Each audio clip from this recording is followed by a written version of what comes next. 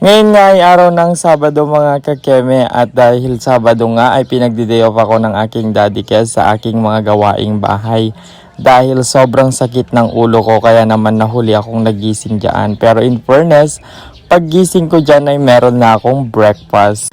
Talaga namang ang sarap ng bawi ng aking daddy Kes sa mga gawain ko last weekdays dahil nga kapag weekdays ako ang nauunang nagigising sa kanilang dalawa dahil ako ang nagluluto ng kanilang baon at pagkain bago pumasok. Pero ngayong Sabado nga ito ay ang sarap-sarap ng bawi niya dahil siya ang gumawa lahat ng mga gawaing bahay.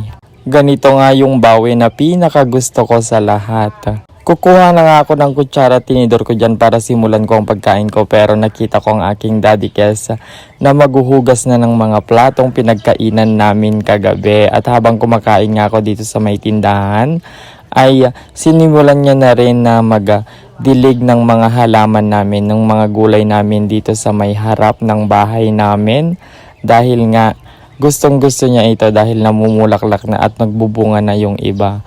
Salamat naman sa daddy ko dahil hindi niya naman ako pinapabayaan kapag ganitong weekend. Talagang go lang siya at bawi kung bawi.